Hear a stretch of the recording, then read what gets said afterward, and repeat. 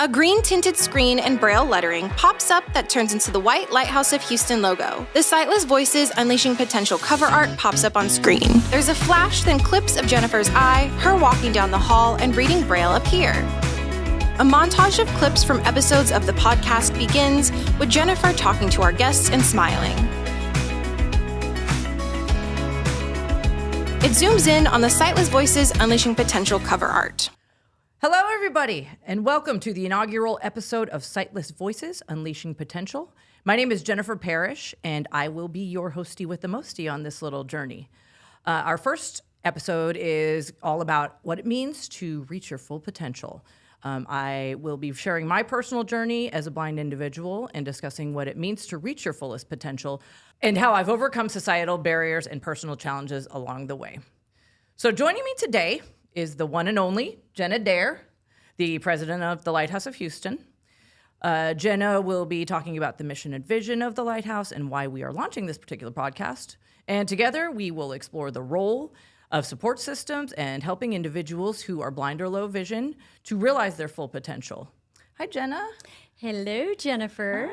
Hi. So we're going to go ahead and, first of all, for our blind and low vision viewers and listeners, we're going to go ahead and set the scene real quick. And Jenna's going to give a quick description of our background and things like that. Sure, happy to do. So our scene right now is actually we're at the Lighthouse of Houston, so it's a really great space. Behind Jennifer and I is a white brick wall with a little bit of black in the brick, and we've got this really cool new neon lighthouse that is also in frame. And then for Jennifer and I think we're beautifully dressed and coordinated very nicely. We buy from the same supplier. Yes, we do. Won't mention it on video unless we get endorsements. But anyway, we're in two blue chairs, and both of us actually have headsets on. We've got microphones that are right close up to our lovely smile, and Jennifer actually is reading from her Braille notes. So I think that's an important thing to note, and she's got them in a white binder. So yes, I'm not sure if I missed anything else. Did I miss anything else? I don't think so. Okay. All right. Okay, so to get us started today, Jenna, real quick, why don't you go ahead and tell us about yourself and the Lighthouse of Houston? Sure. All right. Well, I guess I'll start with who I am as a nonprofit leader and an individual. But I've been in the nonprofit industry for 27 years. I've been lucky to be a part of the Lighthouse of Houston since January of 2021. So I'm coming up on my 4-year anniversary. I have really dedicated my life to working for nonprofits, and my passion is really to serve the underserved. And so when I saw this position opening, it really spoke to me and aligned with my values and my passion to serve the underserved. And really in the last couple of years, we have worked with our board and our internal and external stakeholders to create a vision and a mission that will really help us impact the people that we serve, and also what I call are really people, places, and things to realize their full potential. And so I'm grateful to be here as the leader of this organization, work with some pretty amazing people. I'm really excited for everybody to hear Jennifer's journey, but also throughout, I guess, the lifeline of this podcast to see her continue to realize her full potential, and also introduce guests and people to the general public so they can learn more about, what it is to be somebody who's blind or low vision, because it impacts a lot of individuals and family units within society. So again, grateful to be here. Our mission at the Lighthouse of Houston is to enable and empower people who are blind or low vision to realize their full potential. So I love the title of the podcast, that we are really about unleashing potential. So I'm really excited about the future awareness that we're creating, and that really people can really truly connect and understand what the barriers are, but also how they could get on board with helping break down those barriers. Ultimately, for us, our vision is to create a life without limits for people who are blind or low vision. And I mentioned earlier that it really is about people understanding people, places, and things, really understanding what it is to realize their full potential. So really, I'm gonna throw it back at you, Jennifer, and ask you what does that mean to you? What does it mean to realize their full potential? And when we went through the strategic planning process, because you were instrumental in that process, and along with many of our staff and stakeholders. And by the way, you know this, the public doesn't know it, but 60% of our workforce at the Lighthouse of Houston is blind or low vision. Yes, ma'am. And so they were all a part of the process, which really helped us create what we believe is a meaningful mission. But for you personally and professionally, what does that mean to realize your full potential? So to realize my full potential is to keep reaching. Like, don't stop. Once you start, there's so much more to go. And so a little background on myself. I graduated high school in 1993. Went to Stephen F. Austin State University for 3 years, and at that point in time, I realized that college wasn't kind of something I wanted to do. It was very difficult in the 90s as a blind individual to go to college. I mean, a lot of people were more into it than I was. But I mean, for instance, you would have to, they would provide you with a book on tape, and the professor would be like, okay, turn to page 250 or read this at night. To read 250 to 275, and then go back and read like 150 to 175. So you have to rewind and find your pages. Like, it was awful. So I there's not a whole lot to do in Nacogdoches, Texas, and I enjoyed the other aspects of college more than I did rewinding tapes. Hence the pizza slice and the tattoos. Okay. Yeah. So, but then after my 3 years at SFA, I decided I wanted a change of pace, a little change of scenery. So I moved to Austin, Texas, and went through a little customer service program at Chris Cole Rehabilitation Center. They offered, it was kind of more of a direct path to a career or a job. And then I got a job at Sprint Relay Texas. So that's a service for the deaf and hard of hearing. And so what we had done was basically translated, somebody who is deaf would call, and they would want to call someone who could hear. So we would facilitate the call, and then vice versa. So I used a Braille display, and I would, read back text to a deaf person read back text to a hearing person, and then, type, or vice versa. I didn't know you did that. Yes, I did. Yeah. Awesome. So I did that for a couple years, but then I just realized that that wasn't going to be a career. That was not a career for me. I needed to do something better, and I knew I was smart. There was a brain up here somewhere, and I needed to utilize it. And I had learned very, very young to type, because that was my primary means of communication. So I just, I could type really fast. And so I heard about the transcription program here in Houston. It was for medical transcription. It was a residential training. So basically, they moved a bunch of us who were kind of going through different courses into 2 apartments in the old Allen House apartments, which used to be across the street. And were these peers? Yes. So when you say they moved us, So the Lighthouse, the staff, the coordinators of this training moved. Would take people from either out of town, or my parents actually lived here. I went to Klein Forest High School, so they lived on the north side. But I wanted to be down here and be in it, and not have to travel back and forth and do all that kind of stuff. So I was I went and lived in the apartment. Other people were taking there was customer service class and some other stuff, and there was a girls' side and a boys' side, and so we did the thing, and I went through the training, and passed, was student of the year of 1999. And not surprising. And graduated in 2000, and then did some on-the-job training, and then was hired. And so, that was kind of the beginning of my journey. And then, so I worked a couple years, maybe, it was probably 6 or 7, and was heavily encouraged all that time to get my national certification, so that I would be a certified medical transcriptionist. So I was like, oh man, it's more work, blah, blah, blah. But I ultimately was like, what, I got to do something else. Like, this can't be the end for me.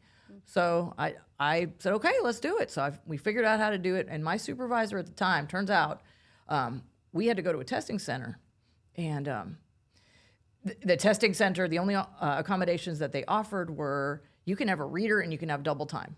Now, so think about taking a certification test to be nationally certified as a medical transcriptionist. So Shout out to Willy Olivares. I know you're watching.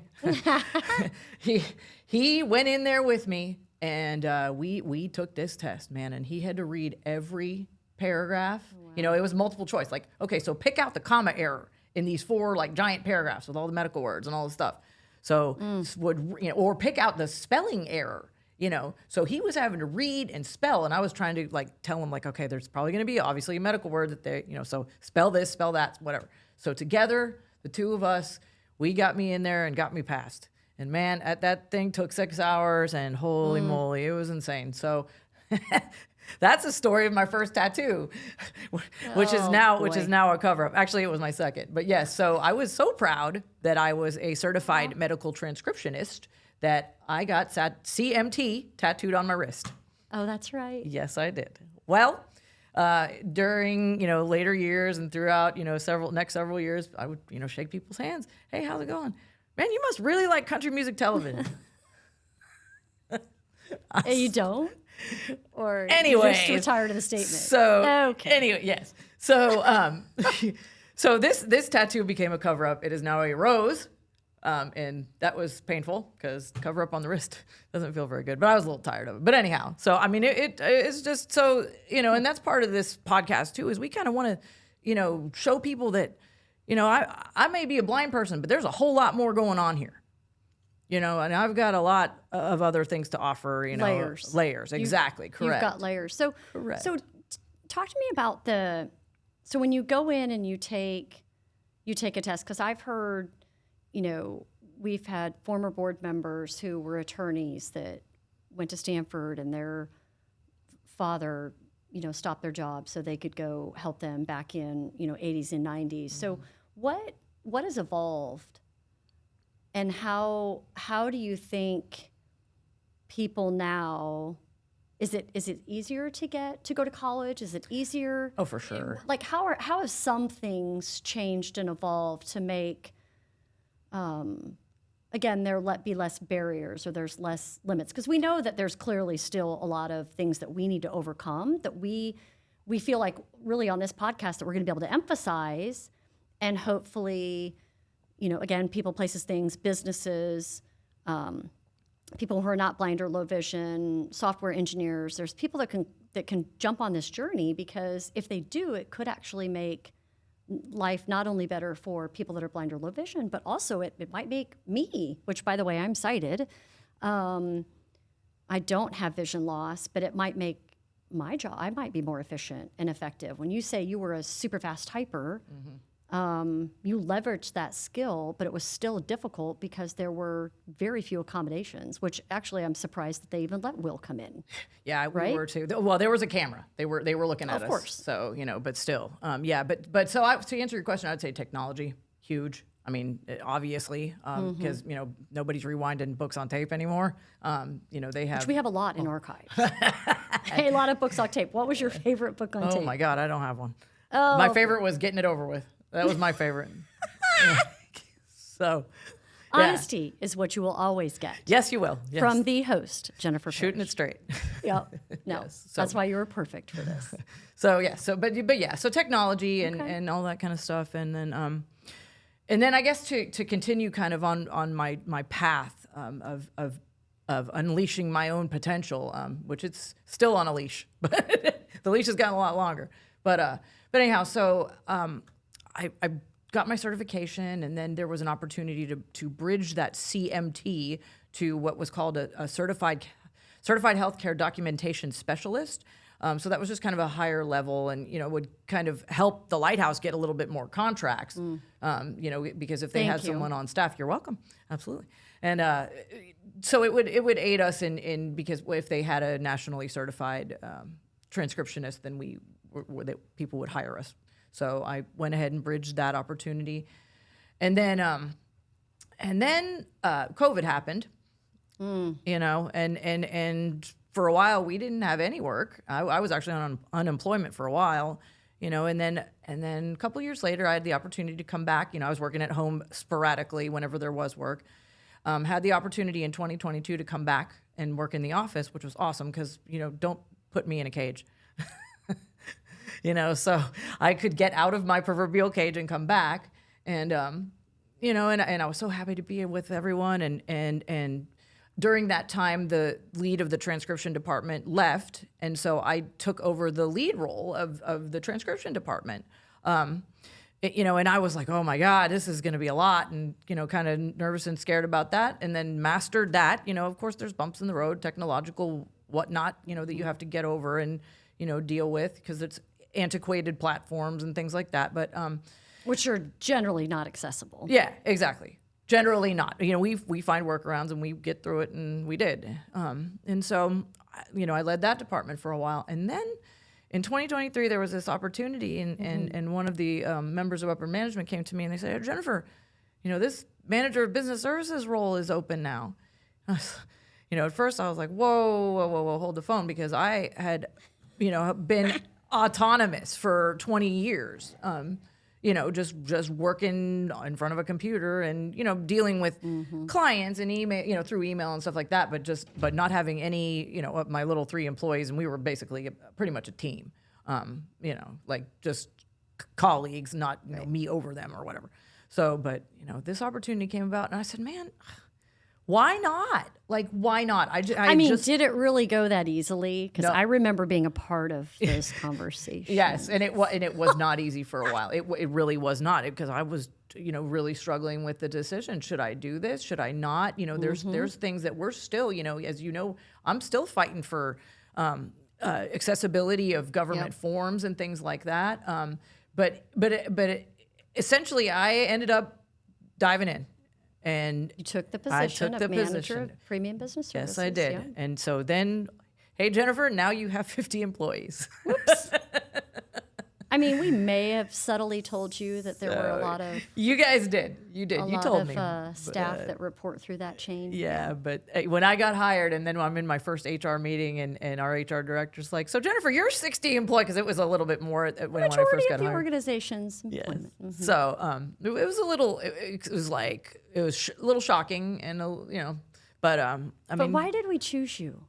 So what do you think we saw? I mean, I can explain this, because I was part of the upper management you talked about, that when we look at our employees, and this, Jennifer, like, what we're trying to do at the Lighthouse of Houston is really create a people-centric culture, and exactly. Some people may not really know what that is, and we're just developing that culture. But part of what it is we have to really truly understand, what are Jennifer's goals, what are Jennifer's capabilities, what is Jennifer's potential, even if Jennifer doesn't really see or know what her potential is yet.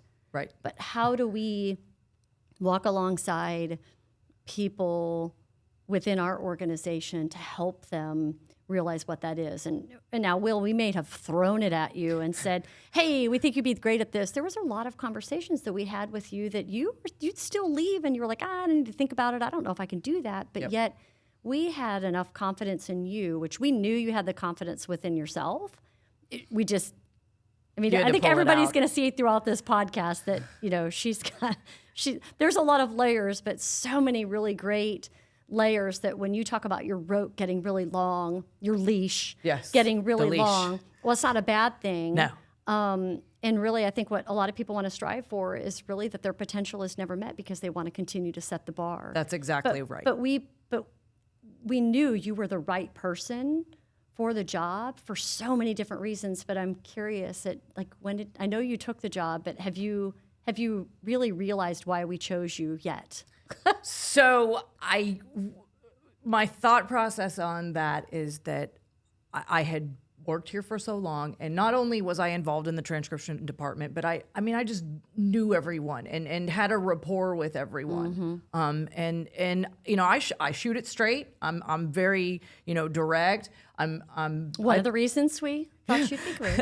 I think I'm pretty chill, but when it comes to handling business, we got to handle business. And that's mm-hmm. just my personality, and I think you guys saw that leadership quality as well. Thank you. And I mean, you saw it before I saw it. I'll be the first to tell you, I have stage fright, so me doing this podcast is a little. Nobody's gonna see that. It's true though. It's not it's not a lie. But once things are pulled out, and once I learn and get my feet wet, I'm ready to rip.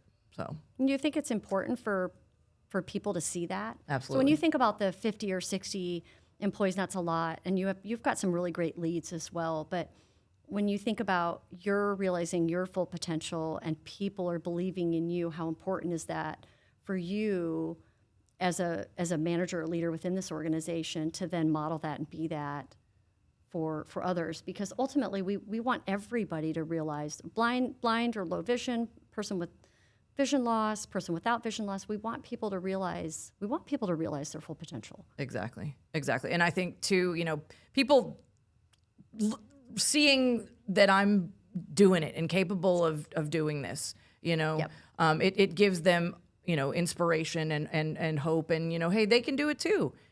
Y'all can do it too. You really can. Is it a challenge?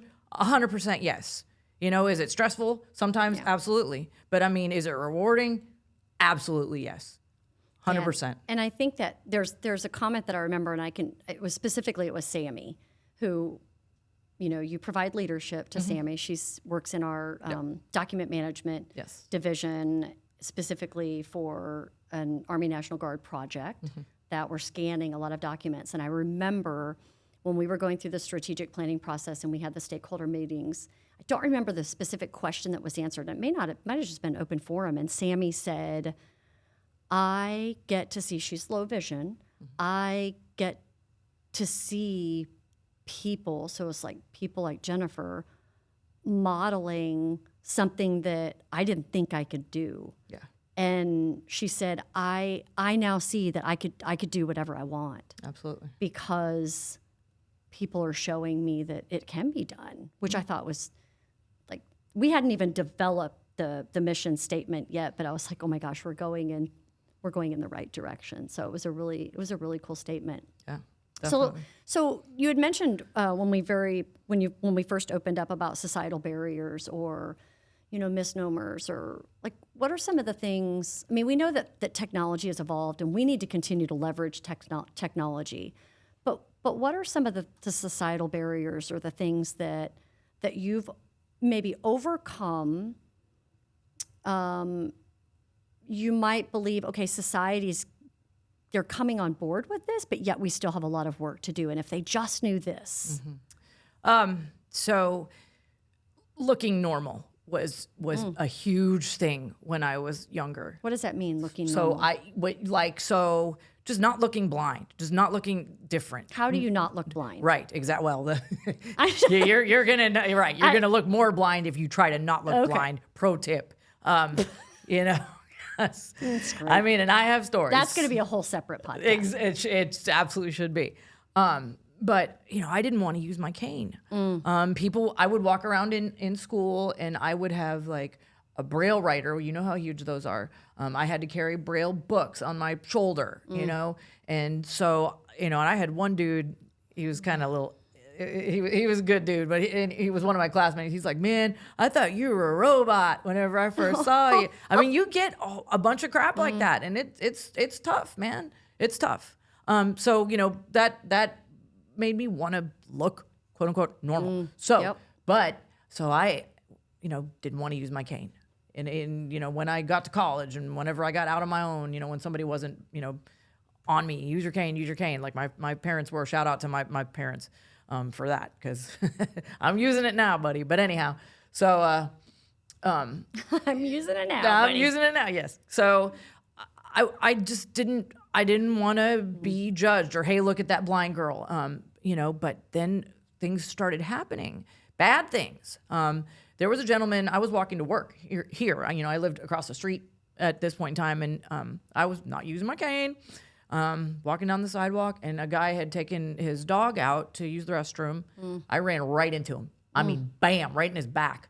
And he wanted to confront me and was like, are you crazy? And I'm like, no, I just can't see well. So I had to explain all that. Another time I fell in a pothole because it was open at on a particular day when it usually wasn't, and I knew where it was. I just jump over it. So I could have potentially been seriously hurt. And then I was like, man, this is enough of this. I work at the Lighthouse of Houston, and we're supposed to, help blind and visually impaired people, have identities and all this stuff. Why am I not doing it myself. So then, I started, and then I realized this thing makes you look like a rock star. Like you go to the, an establishment, let's just say, and it's crowded. They're parting the Red Sea to let you through. People, awesome. hey, do you need help? Hey, you want to sit up front? You want to do whatever? And you're okay with people asking you if you need help? Because some people aren't. Some people are not. I used to freak out about it, but now I embrace it because why not? So you said embrace. You basically you embraced using your cane, which obviously, like, we know from a risk perspective, like using the cane, which, as a sighted person, and now that I know how somebody is supposed to use their white cane, or in your case, it's an Astros color. Yes, we have cane. the orange and blue. You can get them on all colors, shapes, and sizes. Yes, you can. Which I do think makes it a little bit easier for people to use it and feel like they're accepting their own. Exactly. I mean, I know that's going to be a whole nother podcast, and we don't necessarily have time for the acceptance phase of it. But you embrace that. So why is that important? So embracing yourself is the first step to getting others to accept you. And also, I'm all about, let's put ourselves out there. I'm putting myself way out there now. Whereas I used to, Yes, and I'm very proud of you. Yes, thank you. And as taking the position as podcast host, and we talk about unleashing potential. This is continuing to unleash potential.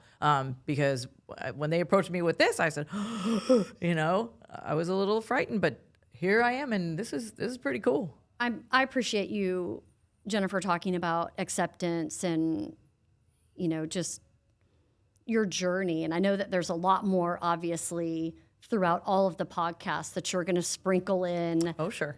Stay parts tuned. of Jennifer's journey, because really that's what we're here for. That's what we're hoping, is that society, people, businesses, peers, family, like everybody can walk alongside this journey of understanding what it truly means to be somebody who is blind or low vision, and what unleashing potential means. And when I think about your journey, which again, as a low vision employee at the Lighthouse of Houston, you've had several awards that I know we're proud of, but I mean, I want you to touch on.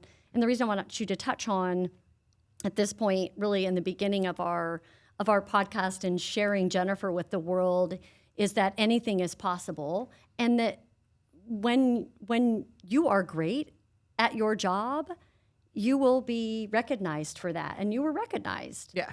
So after I was nationally certified, we found out that I was the only blind person in the United States that was nationally certified to become a transcriptionist. So the National Industries for the Blind recognized me in 2008. Shout out to NIB. So I was the 2008 Employee of the Year that year, and that was quite an honor. It was huge. I still can't believe it, and it's a million years later, but very, very big honor. Yeah, no, that's awesome. And again, I think it's about it. Well, it's a tribute to your wanting to really reach your full potential. Yeah. Even at that time, not knowing I just feel like, and I didn't know you then, but you weren't going to settle. Like how can I press? How can I stress? Even though the barriers then were much greater. Yeah. Than what they are now, although there are still barriers, and we're clearly not going to be able to touch on those today because there's so many, but I know that you'll have guests on to talk about more of the societal barriers and the barriers that really, as society, we need to overcome so that more people that are blind or low vision, one, are recognized as incredible employees. There's so many different, again, like this would be a whole another podcast, and by the way, this is probably my first and last, so I'm seizing the opportunity in the moment here. But I know that, Jennifer, you're going to do an incredible job. I know that the team behind you is coming up with some really great guests. I'm grateful to be the first. Yay! And I know Thank we always you. have great conversations, and we probably could go on for hours and hours. Definitely. But I think my one last question, and then I'll let you really wrap it up, is what do you think what do you want people to gain or learn from this? And again, when you think about people, think about the broader, it's really about society in general, employers, people. Like, what do you want them to learn from this? Sure.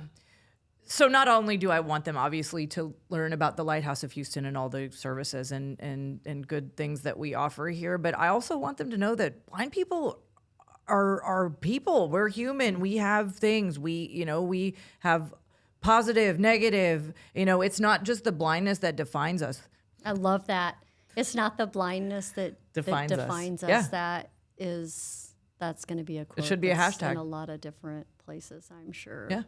No, So. well, I'm so proud of you. I believe in you. I'm really excited to see where we go next with our next guests. I truly believe that our podcast and the way we're actually representing the podcast being not live, but that it's visual, and that we're challenging ourselves as organization and people to make sure everything that we're doing is accessible and that we are creating an equitable environment. And we could very easily do this podcast without there being a visual, but I think, and I'm hoping you agree, that it's really important for, again, society to make that connection and to see that, hey, look at what we can do.